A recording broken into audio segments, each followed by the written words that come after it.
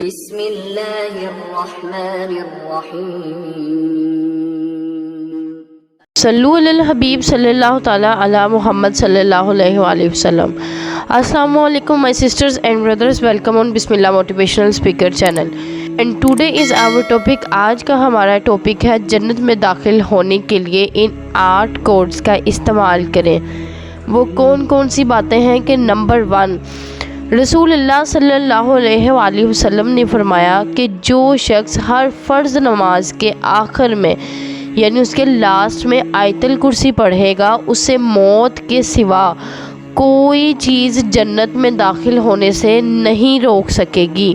And number 2، رسول اللہ صلی اللہ علیہ وآلہ وسلم نے فرمایا جو اللہ تعالیٰ سے 3 بار جنت مانگتا ہے تو جنت کہتی ہے اے اللہ اسے جنت میں داخل کر دے، اور جو 3 مرتبہ جہنم سے پناہ مانگتا ہے تو جہنم کہتا ہے اے اللہ اس کو جہنم سے نجات دے دے.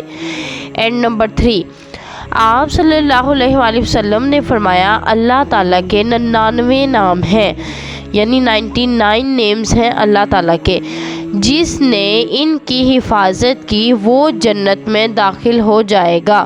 نمبر 4، رسول اللہ صلی اللہ علیہ وآلہ وسلم نے فرمایا جو علم حاصل کرنے کے ارادے سے کہیں جائے تو اللہ اس کے لیے جنت کے راستے کو آسان کر دیتا ہے. نمبر 5، نبی کریم صلی اللہ علیہ وآلہ وسلم نے فرمایا کہ جس نے ٹھنڈے وقت کی 2 نمازیں، جس میں کون سی نمازیں آتی ہیں، فرسٹ ون از نماز فجر اینڈ سیکنڈ ون از نماز عصر، تو وہ جنت میں داخل ہوگا جس نے یعنی کہ یہ 2 نمازیں پڑھی at a time. And number 6، رسول اللہ صلی اللہ علیہ وآلہ وسلم نے فرمایا جس نے 2 لڑکیوں کی کفالت کی تو میں اور وہ جنت میں اس طرح داخل ہوں گے. اور آپ نے کیفیت بتانے کے لیے اپنی دونوں انگلیاں یعنی کہ شہادت کی فنگر اور درمیان کی انگلی سے اشارہ کر کے سمجھاتے ہوئے بتایا.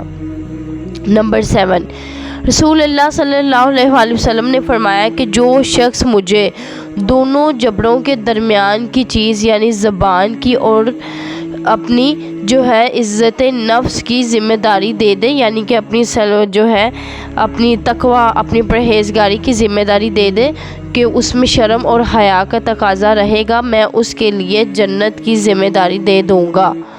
اینڈ نمبر 8، حضرت عمر بن خطاب رضی اللہ تعالیٰ عنہ سے روایت ہے رسول اللہ صلی اللہ علیہ وآلہ وسلم نے فرمایا کہ جو آدمی وضو کرے اور اچھی طرح کرے اور پھر یہ پڑھے کہ اشہد ان لا الہ الا اللہ و اشہد ان محمدن عبدہ و رسولہ، میں گواہی دیتا ہوں یا دیتی ہوں کہ اللہ تعالیٰ کے سوا کوئی برحق معبود نہیں، اور میں گواہی دیتا ہوں کہ محمد صلی اللہ علیہ وآلہ وسلم اس کے بندے اور رسول ہیں.